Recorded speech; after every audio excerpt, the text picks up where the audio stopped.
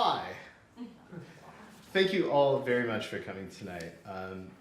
I feel safe in saying that it means a great deal to myself and to the other readers this evening that you've taken time out of your day to come watch us read. This is Ears Have No Lids, and it's a dual book launch and a showcase of talent here in Leeds. We're lucky enough to have Stephen Zultanski here to read from his new book, From Information as Material, on the literary means of representing the powerful as powerless. I'm going to let the work speak for itself, and in no way suggest that I haven't actually read it yet. But I will, by buying a copy, which are available on the table and from the author directly. I'm sure he'd be more than happy to sign copies after we're done tonight. My name is Nasser Hussain. I'm also here to launch in the UK for the first time my book, Skywritings, which is a product of 2 years' work, in which a book in which every word is an airport, and potentially worth your time if you're into poetry and aviation. In general, Simon and I have decided to eschew the normal convention of biographical introductory notes and have instead opted for a more conceptual approach. So my job at the moment is to introduce Sean Ashton. Laughter is particularly interesting because it exceeds language in both directions. It is both pre-symbolic and beyond symbolic, and looks like regression to animality. The dialects of laughter seem almost infinite. Sniggering, hooting, braying, giggling, bellowing, tittering, chortling, chuckling, all have their own sonic structure. So, if you're ready, I'll like to invite Sean Ashton to the mic.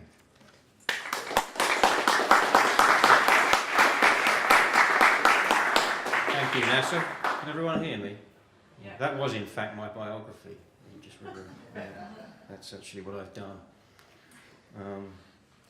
And by the way, I do recommend Stephen's book. I've read it, and it is very good, particularly the ending. But I'm here to read from this, which is my book, a novel, Living in a Land it's called, a memoir of sorts, written by someone with a curious literary affliction in that he can only construct sentences in the negative, so can only tell you what he's never done, no longer does, or will never do. All tenses being covered, present, past and future. So perhaps in my 15 minutes we'll get through all three of them. The book's prefaced by a short quote from Sartre, his book being Nothingness. I know it's a poetry evening, but let's do a little bit of philosophy. The quote is, "It would be in vain to deny that negation appears on the original basis of a relation of man to the world. The world does not disclose its non-beings to one who has not first posited them as possibilities." I suppose what I've written here is by way of working out what he might have meant by that. So I'll read from the beginning of it and then scoot forward a little bit. I've never had to change a tyre. I've never had to change a tyre on a car or a washer on a tap. I've never had to get the soldering iron out. I've never had to get the soldering iron out and make running repairs on a circuit board or some other electrical component. I've never had to trim the wick on a candle, or go downstairs to locate the fuse box with a torch when the lights trip. I've never confronted a dangerous animal. I've never taken a wrong turn. I've never taken the wrong exit off the autobahn, headed north towards Hanover when I'm supposed to be going east to Berlin. I've never felt despair. I've never felt misery. I've never felt terror or what others call joy. I've never been south of the equator. I've never been a fan of brown rice. I've never taken a phone call from an uncle I hardly know, just as we're about to sit down for dinner or our favourite programme. I've never stinted on the garlic, or gone too far with the nutmeg, or apeshit when things haven't worked out. I've never had to shin over a fence to get my ball back. I've never had to argue with the landlord to get my deposit back. I've never had to drive out to the airport to get my luggage back. I've never been handed a broken toy by a child, and just had to do the best I can with it. I've never had to have a tooth out. I've never put my name down for the karaoke. I've never dieted or bulked up. I've never gone over to France to get beer from a hypermarket, then boasted about how cheap it is to my mates at my barbecue the following weekend. I've never had to vacate my flat suddenly because of a gas leak. I've never returned a book in such poor condition I was asked to buy a replacement, or bought a replacement, without having to be asked, only for the book's owner to demand the original copy. I've never had to appeal to the judge. I've never had to appeal to the judge for clemency or been rounded on by a critically acclaimed comic as I get up to go to the gents halfway through his act. I've never gone to the place where my car was and it wasn't there. I've never gone to the place where my wife was and she wasn't there. A bit of objectification of women there. Sorry, that missed the edit. I apologise profusely for it. It's too late now, it's already out there. I've never walked into our flat to find her stuff gone, a letter on the table, etc., or back to the street where our flat was to find a massive sinkhole, firemen, paramedics, reporters doing their pieces to camera, neighbours standing around in their dressing gowns and nightshirts. I've never had a pen pal. I've never had a mentor. I've never been chaperoned by a governess, monitored by scientists, trailed by a private detective, or shepherded towards the corner flag by a pugnacious fullback during my debut as a promising young striker for a non-league football team. I've never gone to ground. I've never gone to ground or come out of hiding, nor yet concealed myself in plain sight. I've never coordinated my outfit with the style of the day. I've never gone back to my childhood. I've never gone back to my childhood home. I've never gone back to my childhood home and found it to be emotionally sterile, recognised the nostalgia game for the self-deception it is, come to the conclusion that we live in time, not place, time, not place, time, not place. I've never had to reach for the hammer or the cordless.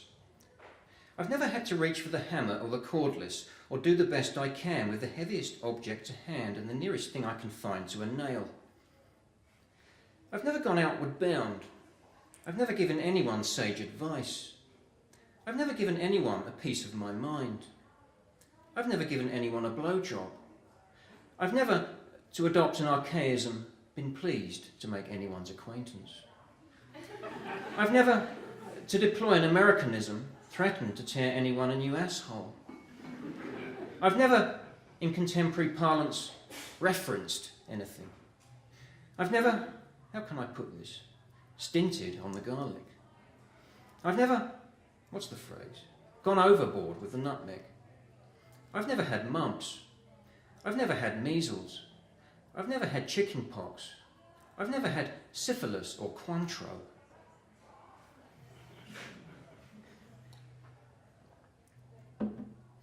I've never been to Glyndebourne. I've never been to Sadler's Wells. I've never been to Hay-on-Wye. I've never been to the Eisteddfod. I've never been to Lovebox. I've never been to the Big Chill. I've never been to WOMAD, Bestival, or Meltdown. I said, I've never been to Meltdown. I've never relented. I've never not seen it through. I've never taken my hands away till the legs stop kicking and the whole body is still. I've never waxed. I've never waned. I've never exfoliated or deep pore cleansed. Put salt in my tea instead of sugar. Salt in my tea instead of sugar. Sugar on my chips instead of salt. Ask me whether I've ever given anyone a blowjob. Ask me whether I've ever gone on a diet, fobbed my mates off with cheap beer at my barbecue, visited my childhood home, cheated at cards, complained to my MP or put up scaffolding outside my house. Ask me whether I've ever put up scaffolding outside my house and taken it down again, throwing the clips onto a flatbed lorry while doing a vocal harmony of Stand By Me with my workmates. Ask me if I've ever been to Cream or the ministry. I've never been to Cream. I've never been to the ministry. Ask me if I've ever been to the House of Commons, gone up Big Ben, taken the tour. I've never been to the House of Commons.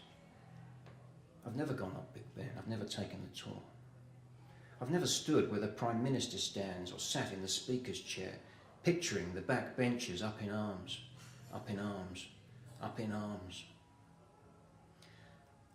I've never woken up and thought to myself, now hang on a minute. I've never woken up and thought to myself, today, yes, maybe today. I've never woken up and thought to myself, that wasn't there before. I've never run clockwise round the village instead of counterclockwise. I've never yodeled, shown my private parts to a doctor, or had to blow into a breathalyzer and keep going till the officer says, stop. I've never done anyone any harm. I've never done anyone any harm who didn't deserve it, or been rubbed up the wrong way myself when I wasn't asking for it. I've never counted to more than 100. I've never eaten anything I didn't like the look of. I've never put diesel in instead of petrol, or petrol instead of diesel. I've never driven an automatic or completed an entire circuit of the M25.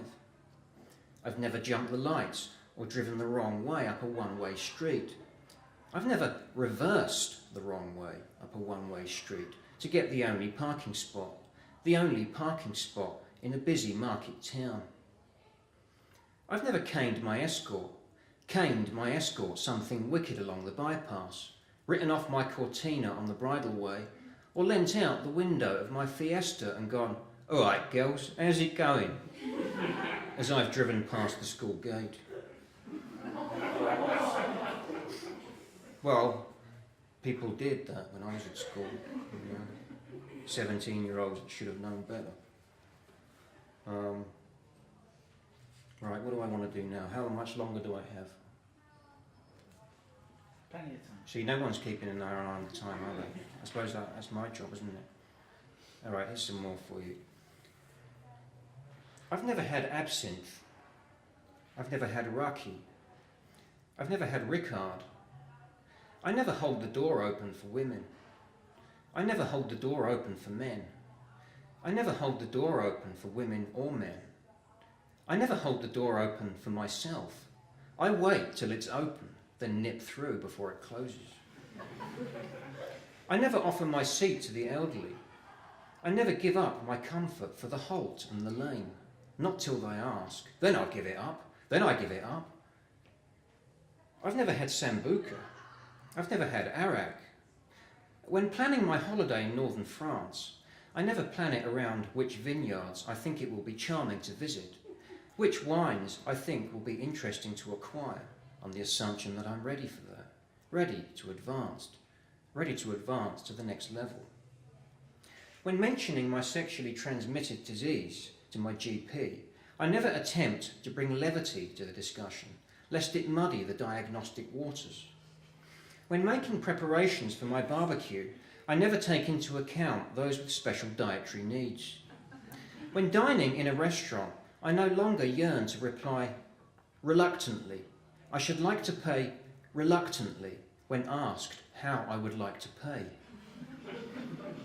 I no longer expect to be asked how I would like to pay. I no longer expect that. I no longer expect to hear jokes that feature an Englishman, an Irishman, and a Scotsman.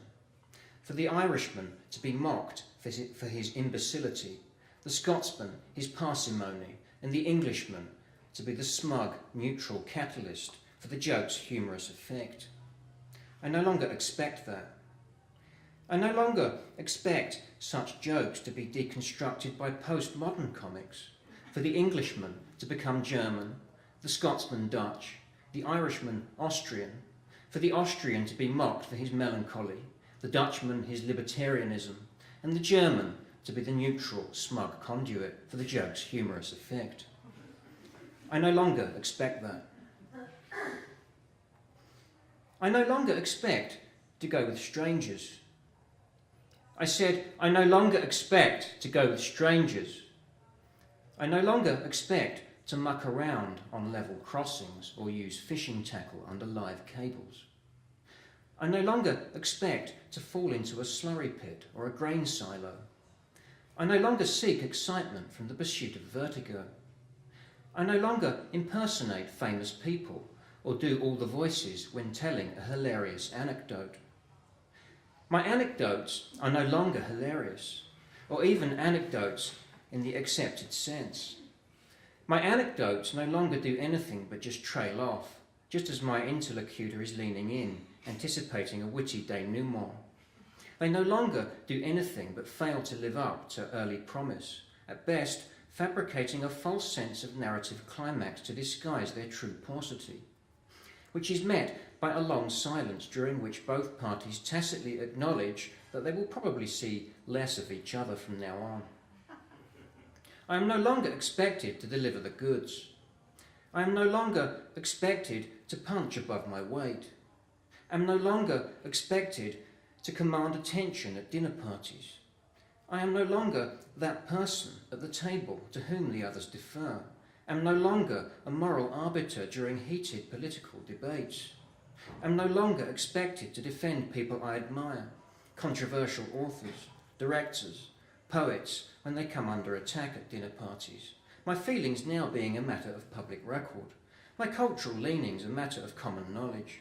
I am no longer expected to do anything other than make a face that refers you to my previous comment. I no longer have anything to say, anything new to add to what is already on record. I no longer expect to strike gold under the Christmas tree. I no longer expect to strike gold under the Christmas tree, to have my bluff called when my request not to be given anything this year is met literally with the lack of any present at all, or satirically with an empty box lovingly wrapped, or several boxes lovingly wrapped, each containing a fresh example of nothing, each one of my relatives having taken me at my word. I no longer expect that. I no longer expect there to come. I said, I no longer expect there to come, as I once did, a financial bequest from an unknown benefactor, an alderman bearing good news, or a poisoned pen letter from someone I bullied at school, contaminated with a toxin that enters my bloodstream through my fingertips. I no longer expect that. I no longer expect to run into an ex-classmate, and hear the word solicitor, shopfitter, librarian, schoolteacher, pig farmer, or cage fighter when I ask what they're doing now. Or invent a bogus job title when they ask what I do, then devise a suitable exit strategy from the conversation once we've established that we've both made something of ourselves. I no longer expect even to recognise my ex-classmates as they shuffle past. And it is surely inconceivable that they will recognise me. I think we'll leave it there. Thank you.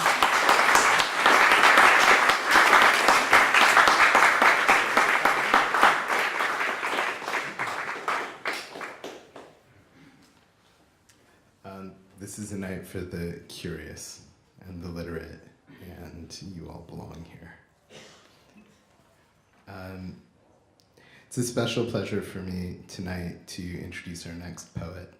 Aukje Huijits is one of our students at Leeds Beckett University, and it's really important to me that we nurture new talent.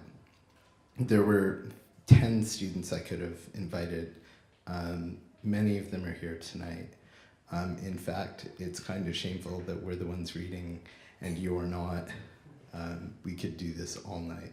But for now, I'm going to introduce Aukje Huijits with speech. Contains the word speech, which encompasses all speech. And there's the word sentence, which signifies all sentences. And the word word, which encompasses all words. We have words that gather together all the pulling apart and gathering together that is speech. With that, Aukje.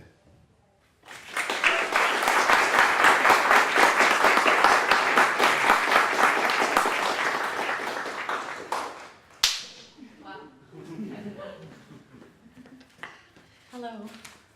Oh, that's better. I want to start off with saying congratulations to Nasser. His Sky Writings is out, and I wouldn't be writing poetry without you, so thank you. My first poem is called Prozac Nation Due to McDonaldization. Autodidacticism Class 1, How to Ride a Bike. I've been cut but must not be worried. Unhurried, the receptionist gets my prescribed recept. I haven't slept in days. My mind wanders through a maze as my eyes glaze. I mustn't worry, the pills will bring improvement, self-improvement. Fluoxetine turned me into a machine, half a being, a serene 17-year-old, unable to deal with the introduction of the screen. The pressure of a real big brother being the other half of my being. We've been cut down, so your treatment has been shut down. I suppose kids no longer get taught how to ride their bike. They get stabilizers. I no longer run to the pharmacy, I ride there. Its opening hours are 24/7, a machine gets my fluoxetine, and the screen shows £8.80. After 6 weeks, you can sign up for therapy or let it be, because who's got time to wait 4 months? Time's expensive and I get more poor in winter time. My time has been cut down into milligrams. Like a damsel in distress, I patiently wait for bedtime, 24/7. I am no longer 17, the screen no longer shows fluoxetine, and my time has been cut down to KPIs. That figures. The NHS's new slogan has turned into, I'm loving it. Thank you.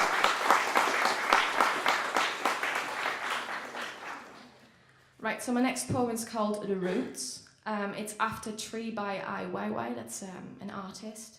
And basically, it should be able to be read in both Old Greek and Latin and English. Don't quote me on that, I'm just trying some stuff out. Right. We coexist through counterparts and excruciating credence in being the antecedent of the future. Nostalgia became chronic neuralgia. A fire turned us archaic, turned us into archived holocausts. We are a corporation now, weaved together with cryptic artifacts. We are our forebears. We are refugees. A magnificent, maximized megastructure. Endorphins tickled the metamorphosis and transformed us into a mutant. Our junctions are scars causing defunct due to the many destructive dissections. We went from eccentric to intersect into ramify. We are a zygote now, which forecasts the malfactor of mankind. The ego is no longer a dynamo, but rather a dystopia gone wrong. Our differences became endocrines, now perennial. There is no need to be ethnocentric when epiphyte is the new anatomy of xyloid. I don't know if that made any sense, but...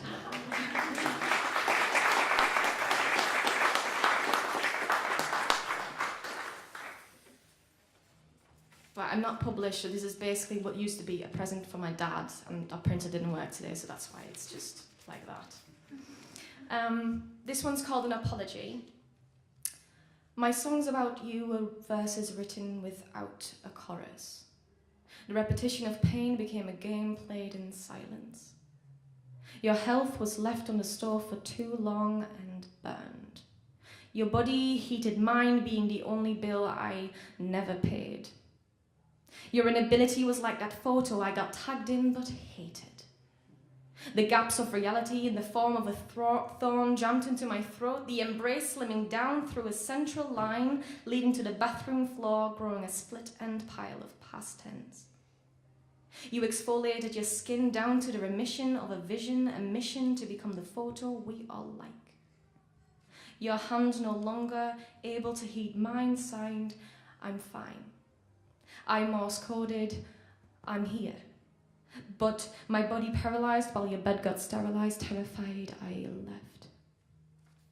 I wrote you a chorus about how I started paying my own bills now. And yesterday you tagged me in that photo of you that everyone likes.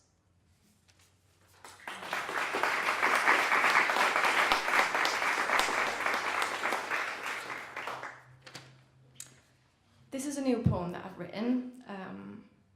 I hope you like it. It's called Attention Deficit Hyperactivity Disorder, The Things I Give. I take, your hearing put selected in front of it. Your side mark your flaws until it's warped. The image of your body help you yield what you don't need. Your sleep supply your endless energy. Your ability to listen twist your voice into a cyclone.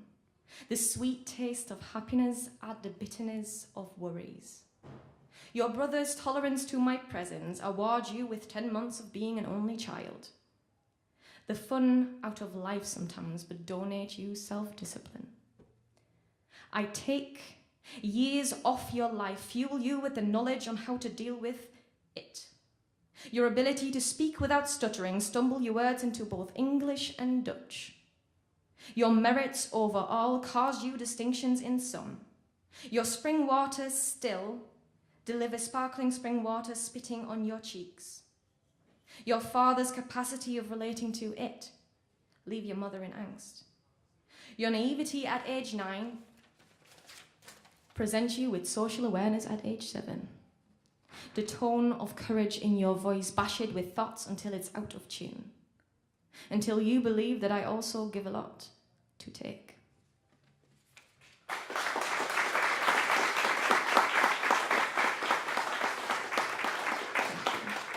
I've got one more poem.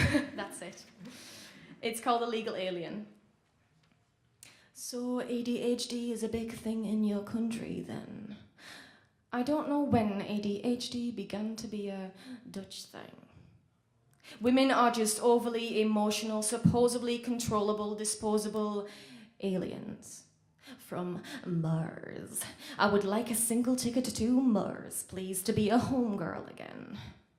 I am a foreign vein and a mucous membrane covering the strains of detained impulsiveness, waves of emotions guided to the exit while I Brexit, greatest Britain. Nexit making its way to take away the feeling of being accepted. I have to accept it. Do you? Do you have to think twice about the colour of your choices or the consequences of your voices? While you choose to isolate the country whose sun melted into raindrops, another let their raindrops turn into silver metal, customized to golden copper. Do you have to think twice about the colour of your metal? Don't try to be smart, girl. Speak only when you are spoken to. But no one speaks and silence gives me the creeps. So I lift my cheeks and blend my voice into your least favorite color. Anything but white. Now, I've got ADHD, so I shouldn't be speaking anyway. So I take my opinions on May Day into the Milky Way. Fire me away into my bullet into the space. To where I belong. Mars. Or Venus, at least not where the yellow-haired genius is in charge. And I am okay with that. I accept the exit. I see the earth dissolve while I disinvolve. You turned green into palm oil, into food, into nothing. And I spoke my mind far away. While you build your diversion to create your newest standard American version, I created subversion. On Mars, with the women, with my ADHD, a sacrifice to discover your newest paradise so we can parasite our way through another planet and up the asking price. Thank you.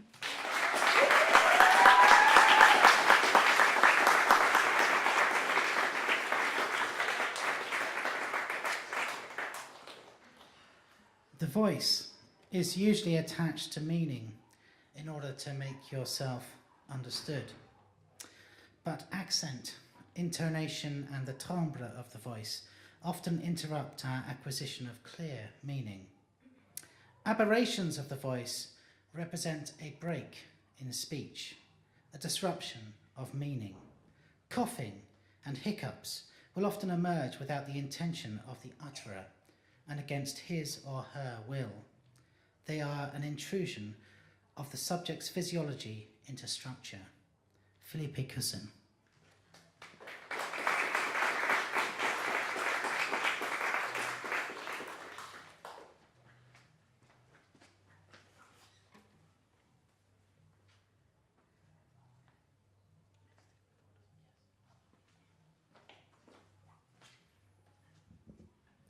Good evening. Thank you very much for letting me participate in this reading. I'd like to begin by offering an explanation that, in my opinion, is necessary to understand what I'm going to read. It's not only necessary, it's important. It's essential.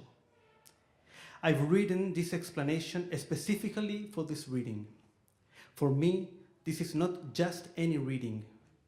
The importance of this reading is higher than other readings where I've participated in the past or where I may participate in the future.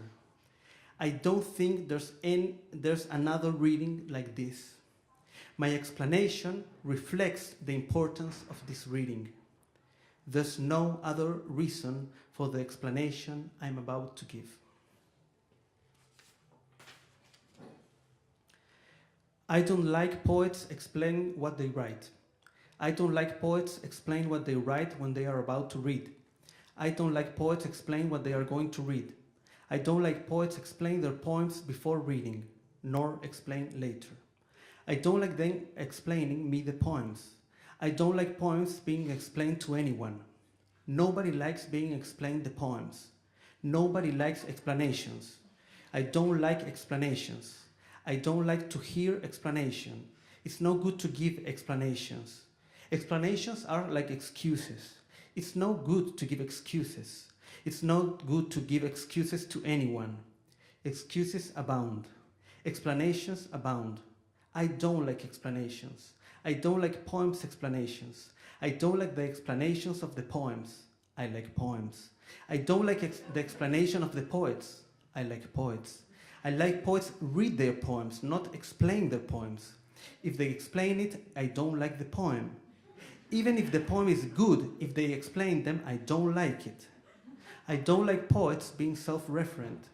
I don't like poets only talking on how they write their poems, as if it was so interesting to write poems, as if it was so interesting to write poems and then explain them, as if it was so interesting to hear poems, as if it was so interesting to hear poems and then hear explanations, as if there was an explanation that wouldn't be how difficult it is to write a poem, how difficult it is to hear it, how difficult it is to explain it, how difficult it is to translate it when it was first written in another language, how difficult is everything. Otherwise, it would be too easy. And this is not easy. It's too easy to give an opinion. Everyone can give an opinion on anything. It's a matter of taste. And we know how tastes are. Anyone likes anything. Anyone doesn't like anything. That's how things are. Things can dislike or dislike. A poem can like or dislike. An explanation can like or dislike. But nobody likes explanations. There's so much things better than explanations. There's so much things better than give explanations. There's so much things better than hear explanations. There's always something better to do. There's always something worse to do. Anyone can do whatever he likes. There's people for everything. There are explanations for everything. If I am sure of anything, it's this. Nobody likes an explanation more than a poem. It's impossible that someone likes more an explanation than a poem. But thanks to the explanations, poems are best understood. Thanks to explanations, we understand better the poems. Thanks to explanations, we understand better the poets. Thanks to explanations, we understand better the explanations. But if explanations are excessive, we can lose our patience. The last thing you must lose is patience. Patience is necessary to understand explanations. Patience is necessary to understand poems. You can't understand poems if you lose your patience. If you lose your patience, you can't understand anything.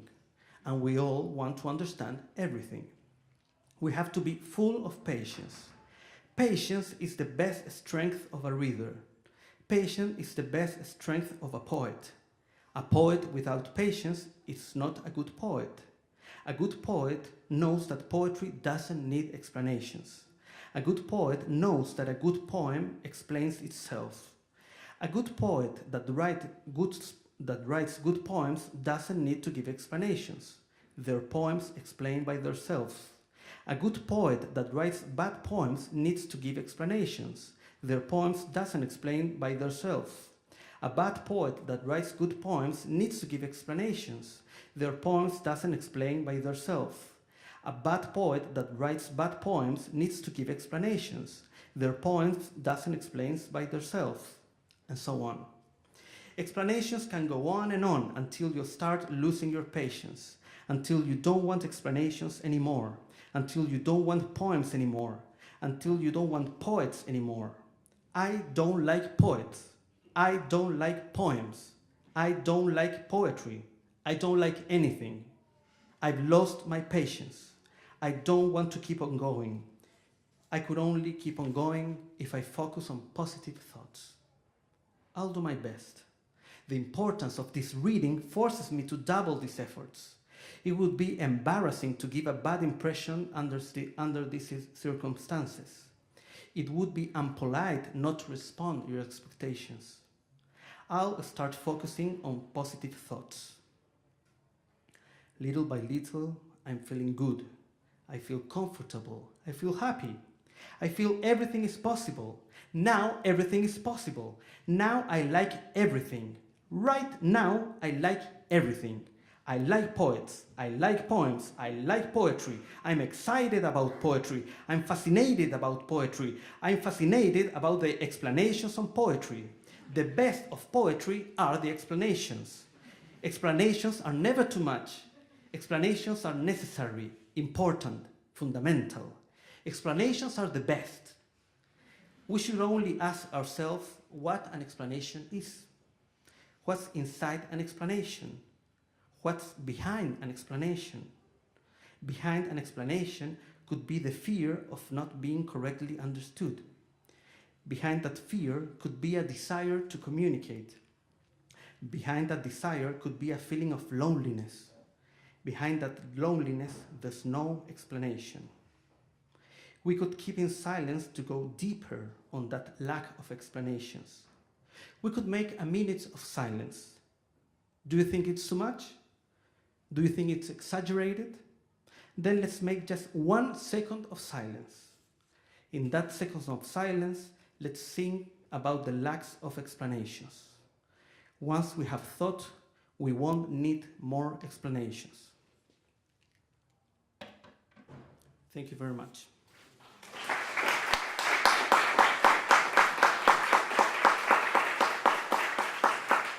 And now please wait for me 10 seconds because I have to make a change of costume.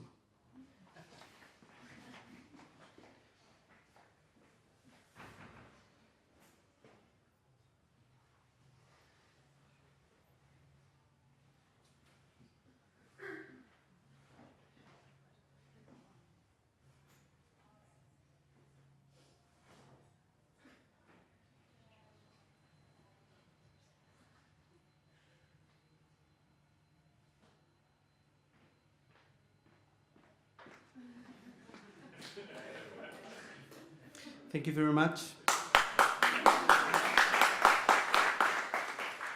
Thanks to Simon and Nasser and all of you for being here. I'm really happy to be reading with you, but especially I'm really happy to be in Leeds because we share something really, really important. You know, the manager of Leeds United is Marcelo Bielsa, right? And Marcelo Bielsa was the manager of the national team of Chile. He has been the most important figure in our history in the 20th century. 21st century, sorry. He really changed our country. He made us think that we could win Argentina, and we won. He made us think that we won't be a losers all our life, and I think we changed that a little, at least. And he gave us faith. For me, he's a prophet, he's a mystic. I have heard his conferences so many times. I really encourage you to hear what he says. For me, hearing his talks is like hearing St. John of the Cross or Dionysius or whatever. Like the most important mystics, I really love to hear and to read. So I want to dedicate this poem to Marcelo Bielsa, and this poem especially has to do a little with him because this is a poem that was written with phrases given by different football players, tennis players, or athletes. So here's my poem. Marcelo, I know you're watching me. Here's for you.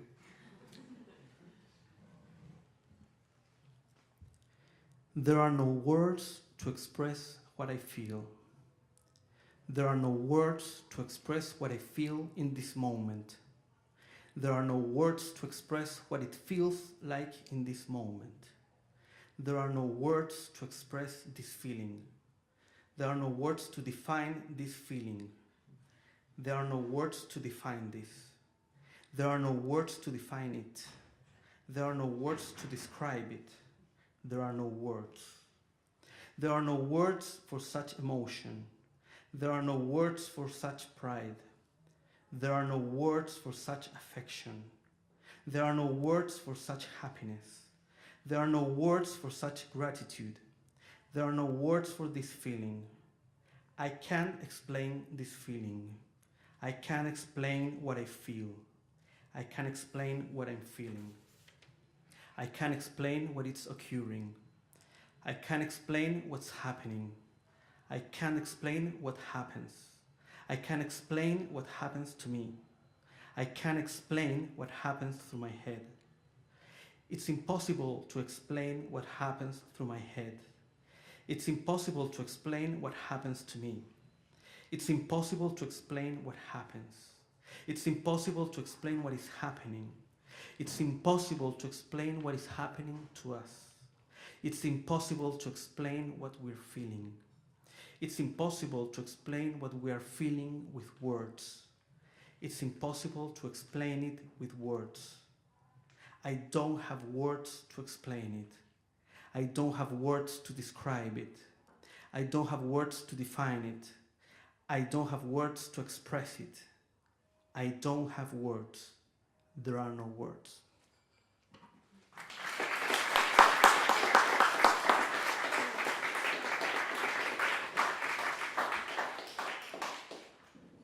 Our mouths shape sounds thousands of years older than they are. Our lips pat plosives that married their meanings on lips that have long since liquefied. Speaking, we exhale a mixture of air and history, breath and memory, beyond our consciousness. We speak with tongues not our own. Anat Ben-David.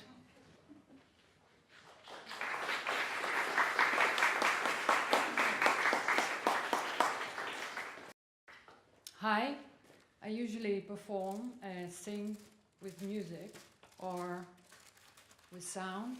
I write for performance, so I write words that I could then use in order to stand in front of people and perform.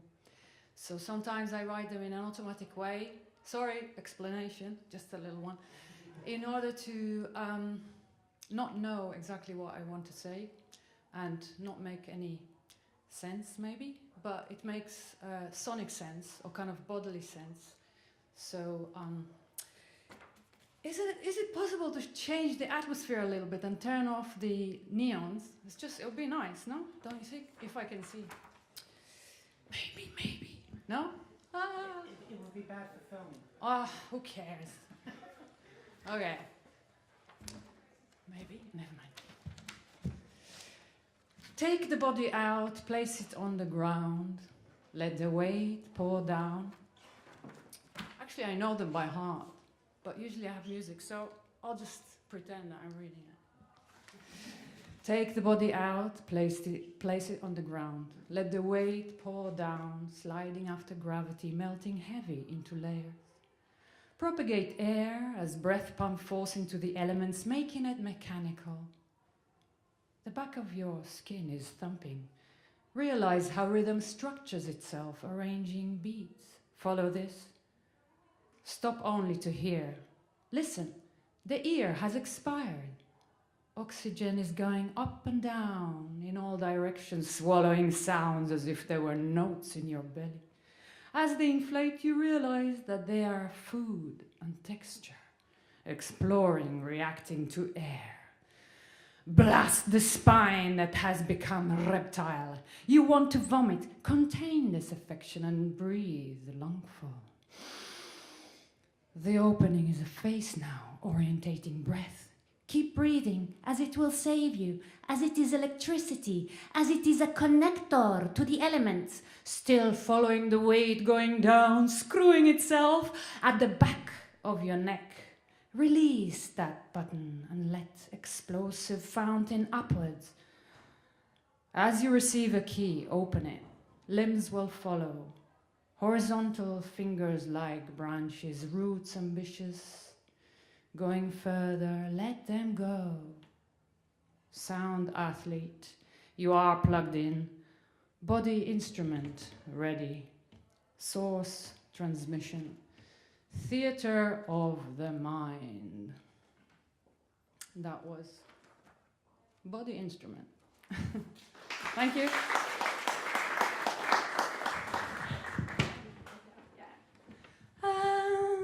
She's everywhere, on the fabric spread fast, making movements on pavement. She works hard. Blight bubble, the alien stranger. She grows minds that follow no leader. Stepping shadow, the further emotion. There is no feeling in this, kicking strangers, melting marbles, administration. There are too many of them clerks here, no works for the living. She fights hard, damn departments of costume. She was in war. She was in wars, she was in wars. Monumental refuge, fungal. Bursting, plotting giggles. You moron oblivious, she is the crack of your glasses. Skate lifting, torture, skating cuts. When she lifts her finger to touch your blood, couldn't be more gentle and faded. She sends you to pieces. She sends you to pieces. She sends you to pieces. She sends you to pieces.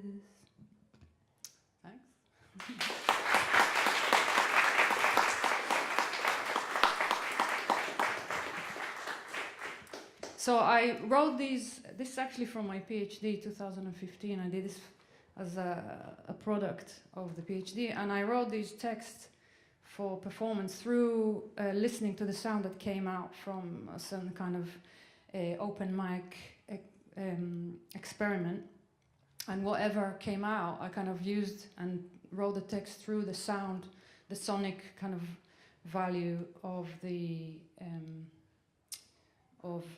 I mean, I did with the effect that changed the voice, but now doing it without changing the voice, so it's a bit peculiar, but yeah. This is called Alchemy.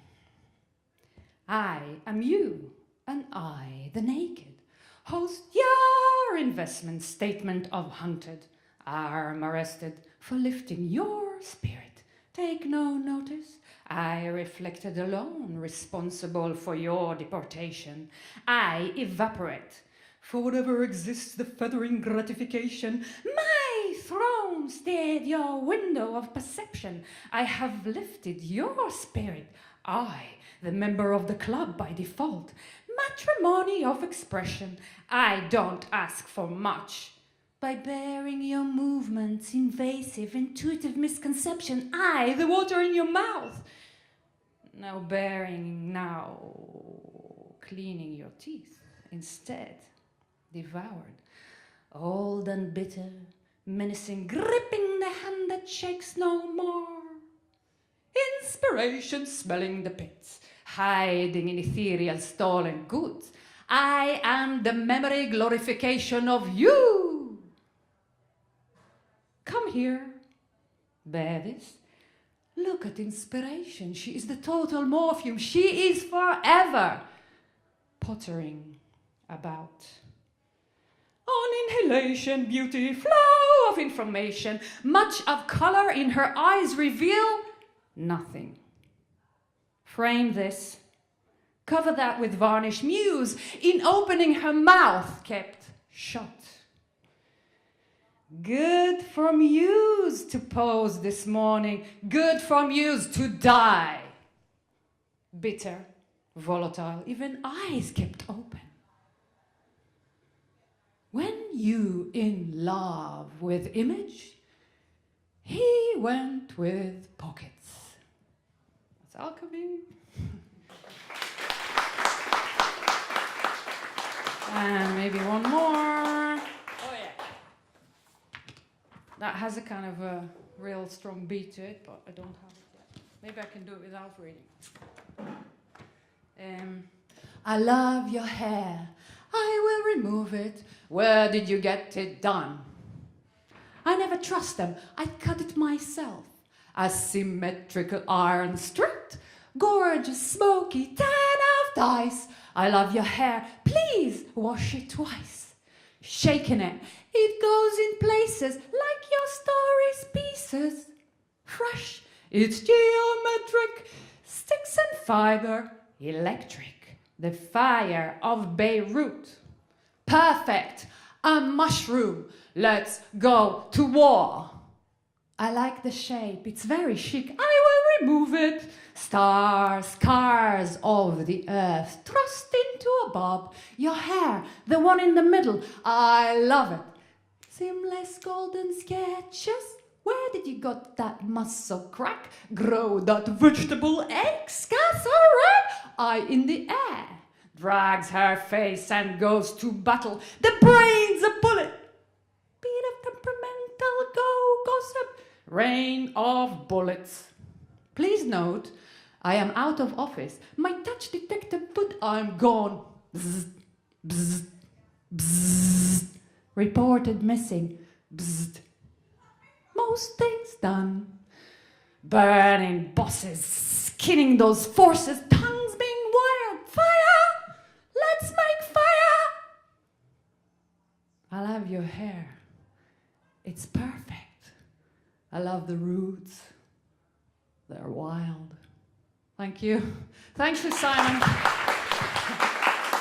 Simon, thanks for inviting me.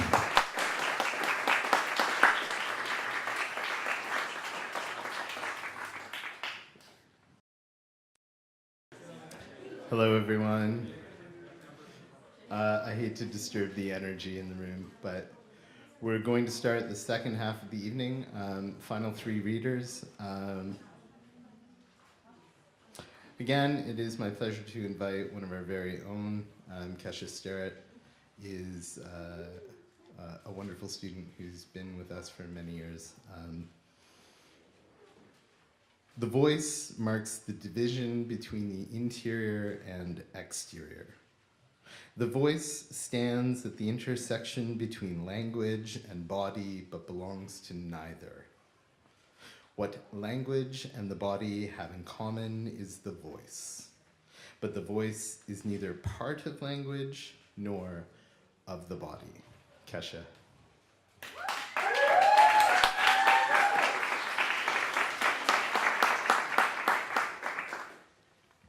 I forget how tall I am until moments like this. Okay. So this is called Yellow. I'm like, who's still folding their plate? She hugged whiskey into my raw mouth to rephrase the pain, but I won't do the same for her. She's numb enough and knows. I never mean to hurt her with my words, but it seems to be the side effect of a labelless medication. She knows whether I should take paracetamol or brufen, depending on whether I have a fever or swelling, but she doesn't know the antidote for her own disease or the way her silhouette shadows me in pubs, off licenses, white coat rooms, and x-ray stopped mid-zoom to examine the uninvited image developing in the dark room of my body. I swear it's an eye, and it winks. No amount of blinking can get the tears out of my ducts, the mets out of my liver. At least dirt has the grace to leave my mother. Did not start drinking until she was 19. She has never stopped since.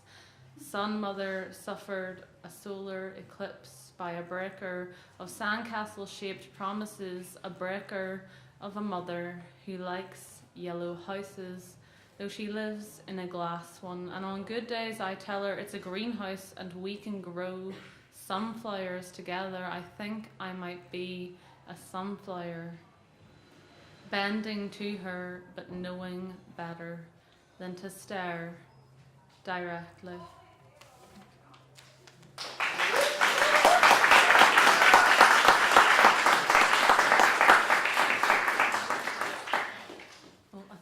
A poem, that's why I was like, where is it? This is called Letter Frequencies in English. It's for my friend Beth. Some people have part of our fractured spines occupy the space where a synapse fires. They're the acetylcholine that break up to carry our messages across lines when we can't, whose parents we scream at in decided silence, who sit their grandparents down and say, we have slipped the disc, help us please, who give us back our nerve, who hide scissors when we try to cut people out of our own pages, who show us the darkest corner of every drawer they won't read out, who I will love forever, as a part of my own self, because she opied my homework and I opied her coursework, and our teacher pretended not to see the missing C in our out of control alt-delete lies. Her key was broken, I'm broken, and so is she. But I have strung a series of words together to name our pain, and now we are in control of what gets cut. The silence recipients hid the scissors when I once ruined Picture Day, but she said she lost them.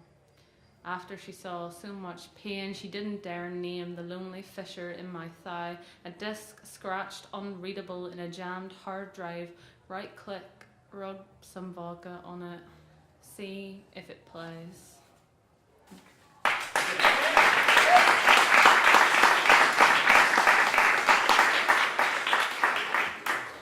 I'm smiling because I read this in Manchester recently and everyone was like, God, I can't look at my dog again. It's called Muzzle. I'm sorry if you have a dog. We're all getting nervous now. I don't believe dogs love their owners. They've just got Stockholm Syndrome. I hear my granny's voice in my head every day. Better the devil you know. So I've been avoiding eye contact with mirrors in case I see the devil I don't, or her iris blackened by a surgery gone wrong. Eyeball wandering around the room like an uncoloured dog, taken to the pound out back, and it's strange to think a person will never actually see themselves in person. No wonder why when the dog does eat our homework, nobody believes us. What's the difference between wondering and wanting?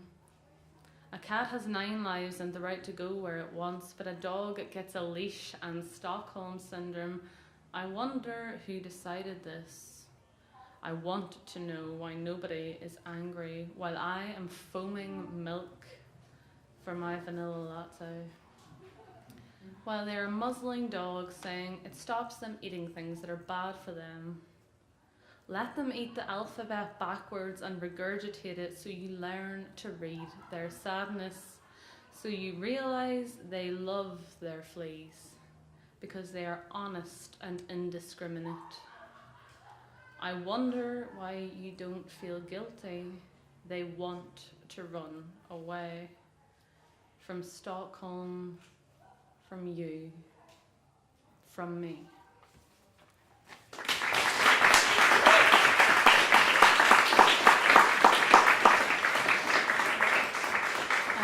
This is my last poem, and if I had known, I would have folded this into like a paper airplane shape because it's actually called Flight Attendants, and it's a complete coincidence. So this is called Flight Attendant. It's for my mum, who often takes up all my poems, much to her own sadness. We are on board for your comfort, but primarily your safety. Birds caught on camera still believe they are free, not V's trapped under the flightlessness of paperweights. I ask swans how they feel about this, being folded and alphabetized without consultation. A magpie tells me she can't travel anywhere alone.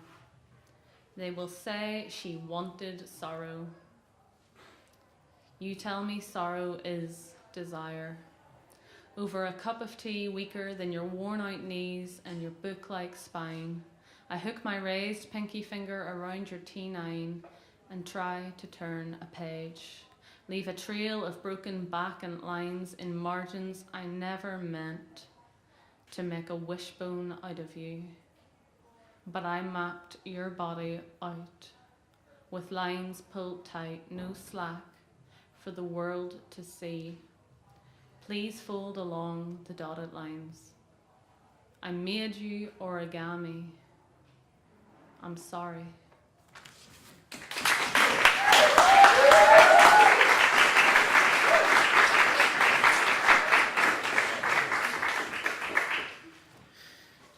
The power of the voice stems from the fact that it envelops us. The ears have no lids. They cannot be closed. There is a stark opposition between the visible and the audible. The visible world presents relative stability, permanence, distinctiveness, and a location at a distance. The audible presents fluidity, passing, a certain inchoate, amorphous character, and a lack of distance. The voice comes from some unfathomable, invisible interior and reveals the interior. Stephen Zultanski.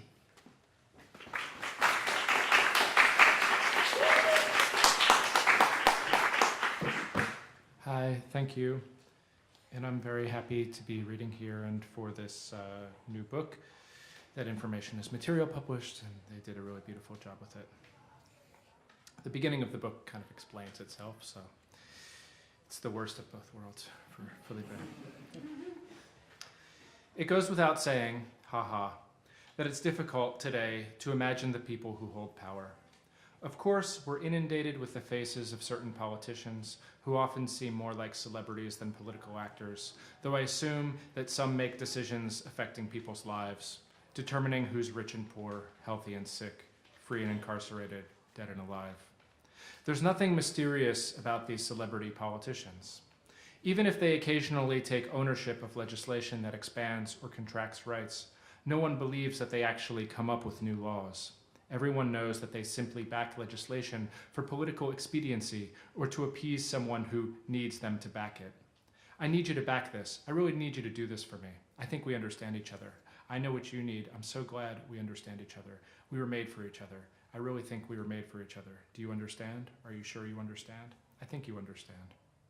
Further, that someone who needs the law is probably not a particular person, but a hidden group of advocates and administrators who work for the government, or for a non-governmental body, or for a corporation, or for an organization that lobbies for the interests of small businesses, or for a small business, or for a medium-sized business. Some business people are also celebrities. I built a financial empire. I'm an example of what's possible. If I could do it, you could do it too. It's all mine.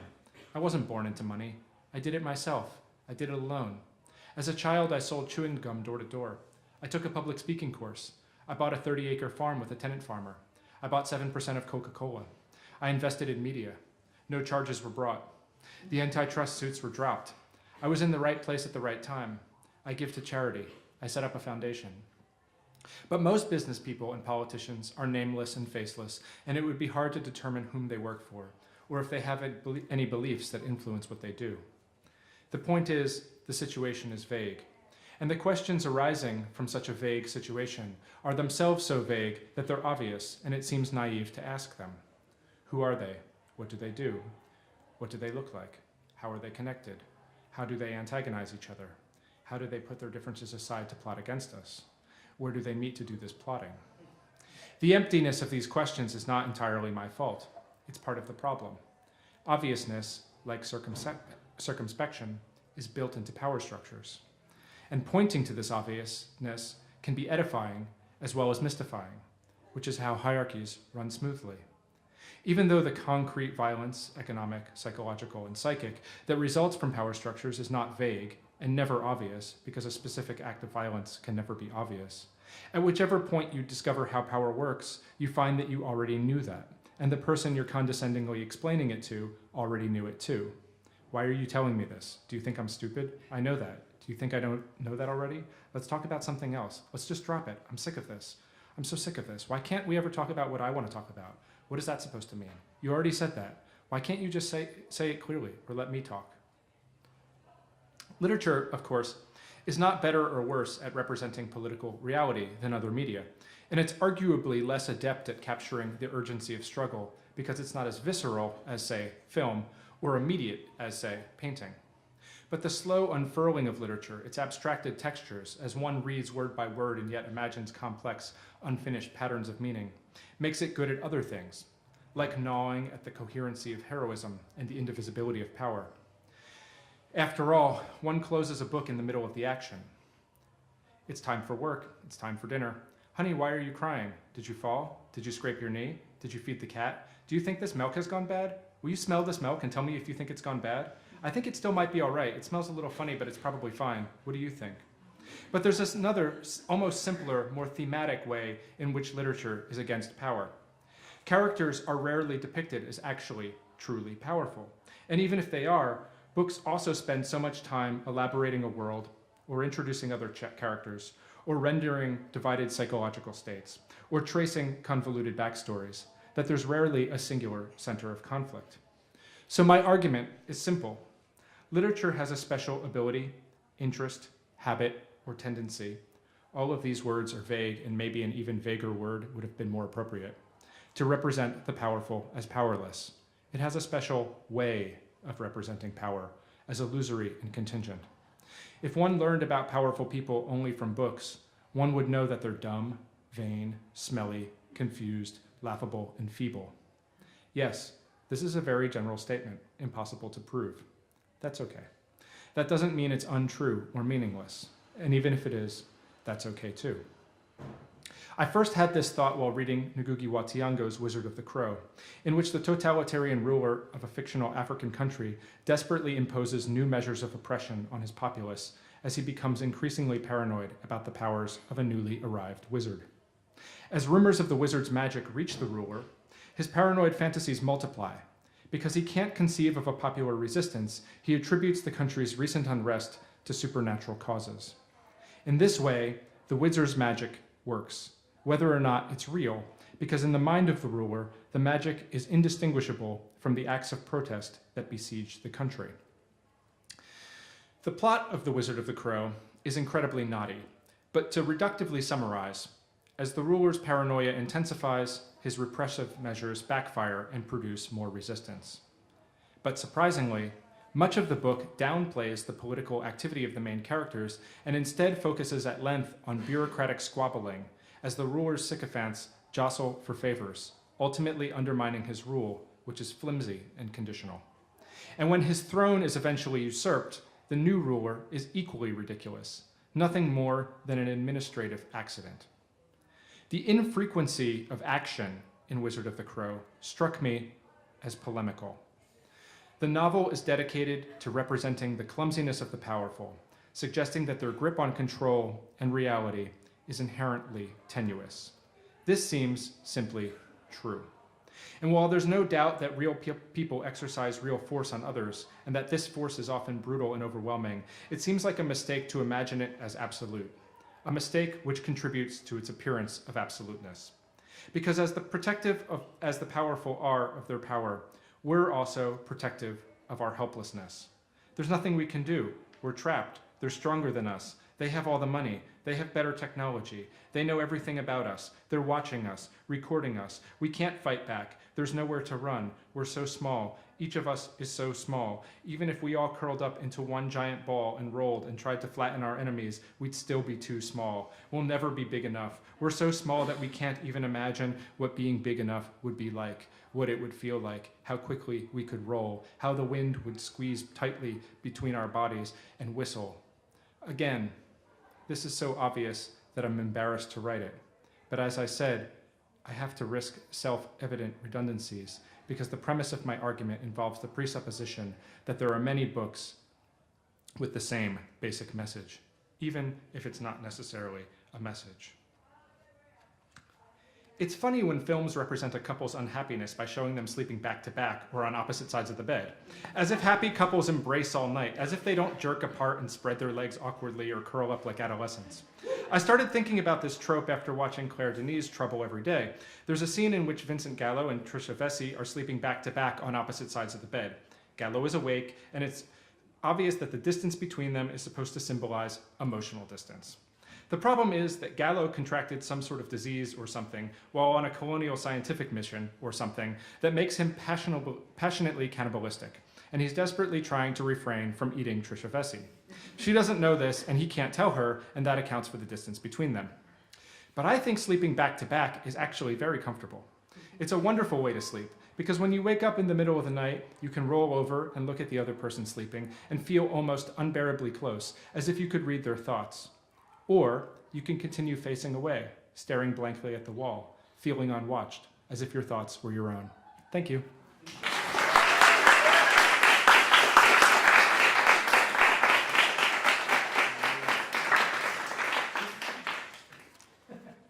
The parts of language we stumble upon will be made central, and the informational content, the meaning, will be relegated to a secondary role. Our material for poetic effects will be the repetitions, the rhythms, the rhymes, the sound echoes, the metric patterns, the silent spaces, and the sonic aberrations that are created naturally through speaking. The sounds will start to make another kind of sense. We will turn our attention from the necessary to the contingent. Our focus will be on the erratic nature of language when it is put into play through speech. Nasser Hussain.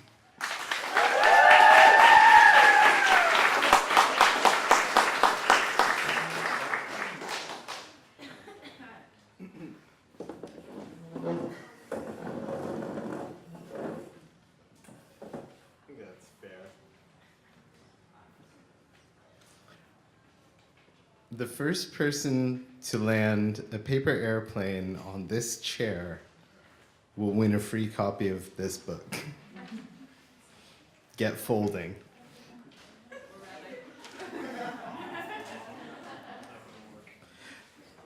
The first poem in this book is given to the Wright brothers, and is a transcription of the first line of their book about building the first airplane. Kitten Hawk. Though the subject of aerial navigation is generally considered new, it hath occupied the minds of men more or less from the start. We have a winner, a cheating winner, but that's okay, we'll take it. When you get your hands on this book, you'll see that there are accompanying maps, which were made by my brother-in-law, Matt Stevenson. Oh, please keep throwing planes, by the way.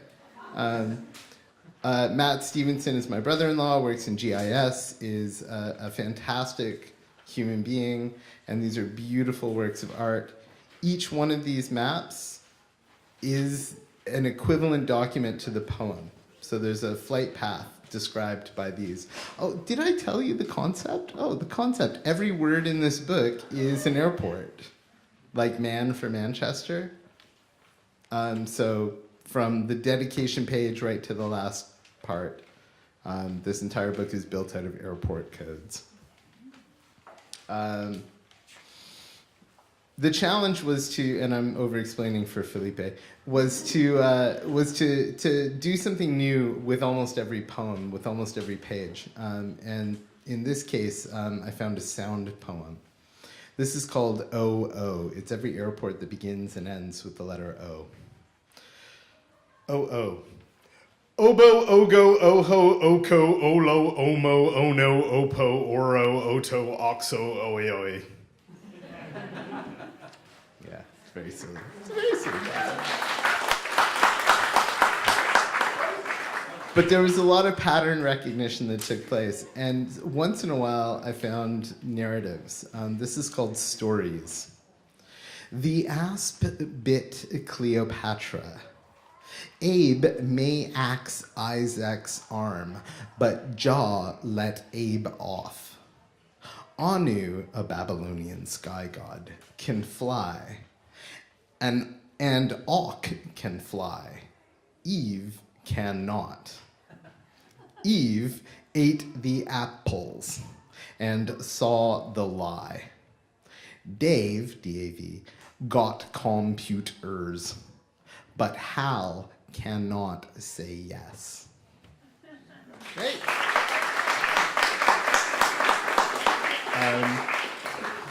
These are all of the, this is called Ape Man. These are all of the kind of bro words that I could find in this. Yeah, it's really weird. Ape Man. Bob boy boy, bra bub bud, cad cub cur, cuz dad dick, dog dud fag, fop gov guy, his hog joe, lad men knob, pop raj ram, rod sap sir, sol sot son.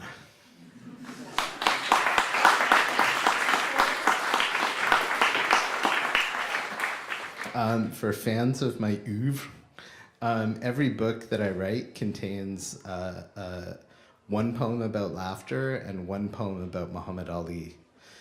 I'll let you decide which one this one is. It's called Box. Ali Boo Klu Klux Klan KKK. Ali got mad. Ali got bad, man. Ali flow, Ali to and Ali fro. Ali box foe, bam his ear, bust dat lip. Dip and dap, sly mid mat, tip top pro. Ali had him DOA. Ref, say 1, say 6, say 10, say TKO.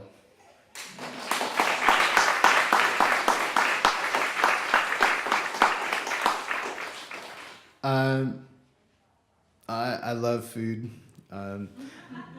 This is a poem for my partner in gastronomy, Mike Lee, who's here tonight. Thank you, Mike, and a constant friend. This is called Eat for Mike, M-I-C, Lee. Oh, Canada. Eat Timbit, Kit Kat, Pooten, Tic Tac, Tex-Mex Pez, Barbecue Bib, Pat Gut, Gas. nut mix, teacup, raw pea, dry bun, pig ear, hot pan, and coq au vin. Sip sup, bonbon, rum sot, hick, nom nom, mmm.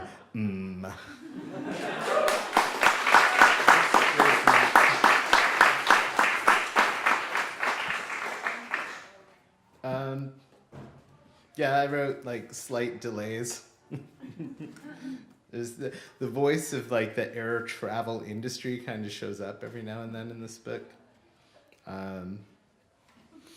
This one's kind of special because I used JED, which is Jeddah, and I used Jeddah, JEDDAH, to actually describe Jeddah in this poem. So it's everything locks up, the geographic, the literal, and the poetic. This is the only point in this book where all three things are happening literally at the same time. This is called She Fly. There's a little Trump reference in here too. See if you can catch it. She Fly. Her Hajj was tough, TUF. Her chi was low. She was way far off due to GPS map errors. She SMS her bud for aid. Say, can you see Mar-a-Lago? Delayed for hours. Old magazine, old bookmarks, old tea woe. At last, tack off. Cut for Jeddah via Bombay. Long hauls, seat tilts. Cut legroom off. Buckle up.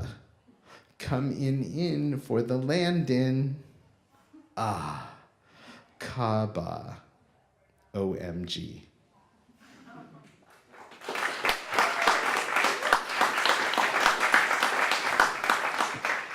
Okay, a couple more and we'll bounce. Right? Y'all thirsty? Okay. This is called Bodies. I think this is maybe my favorite opening line, like of any poem that I've written, much less this book. Bod-ease. B-O-D-I-E-S. Bodies. Bro, abs age. Jab the gym guy. See, abs ale. Lat jut, nut lip, ill sack, tip top toe fat, hip hop gum jam, BMI bod, buff gut, tat sag, maw pox. He's urn fit.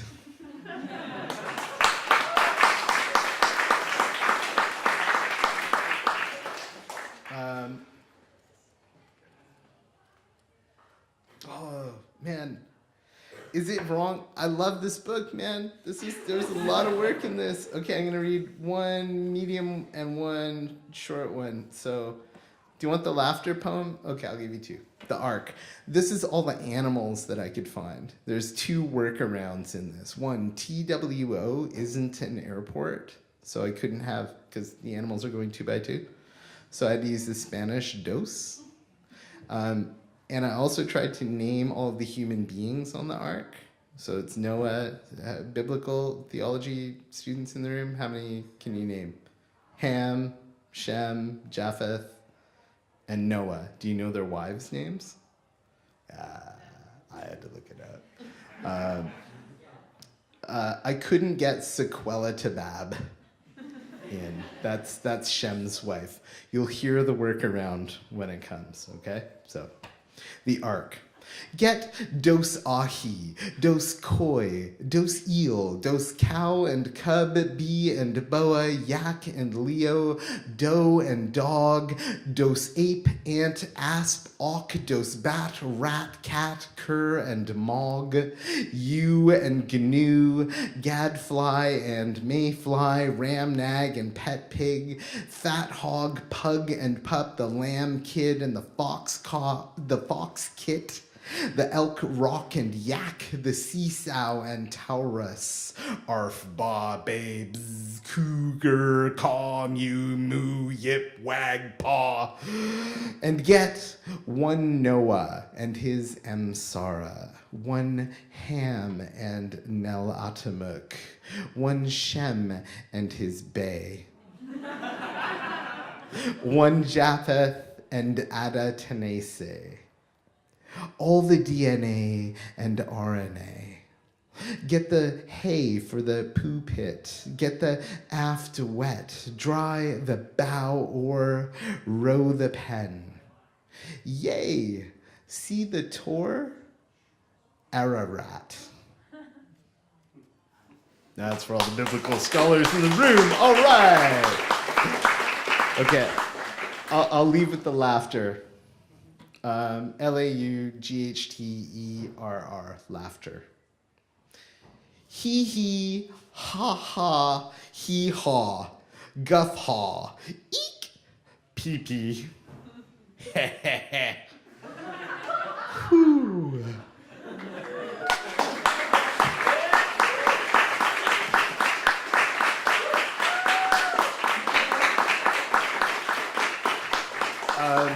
To the winner, please collect your ill-gotten gains. Stephen and I think will be over in the corner by this large round table. Before we go, I'd like to thank Simon. Simon, come on. Simon, without whom nothing at this university happens. And a round of applause to Felipe, to Anat, to Sean, to Aukje, to Keisha. Thank you all.